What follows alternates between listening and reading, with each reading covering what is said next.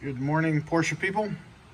So what are you looking at? You're looking at a Boxster where the ABS sensor and the brake pad wear sensor plug in.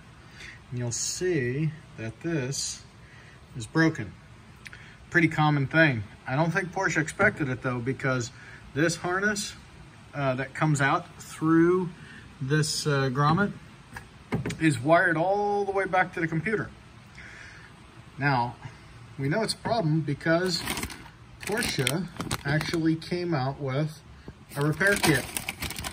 So what you get in a repair kit: new connector, a pretty long loom, and then all the heat shrink you need to be able to make a good repair. This is the generic, I guess, one that they sell you. It's 996. I ended up getting this one from Pelican just because I had a order open already. But there is a Boxster specific one that I looked up yesterday. But if you look here, it says 986996, right?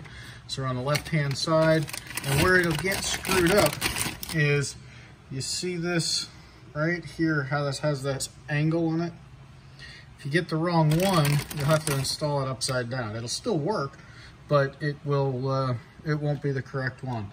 So there's left side, there's right side. They work for the front, they work for the back, but I think there is a Boxster specific version as opposed to the 996, 986. But not a huge deal. It's gonna function, it's gonna last, and you just reuse the grommet, so you don't have to worry about any of that. But all that stuff is wired up in the trunk, and you want to do your repair inside the trunk, so that way you keep it out of the elements. And your repair, even though you will have heat shrink tubing around everything and good crimp connectors, but you want your repair out of the elements, so it'll just live under the trunk carpet. All right, have a wonderful afternoon, and check us out at BreitWerks.com.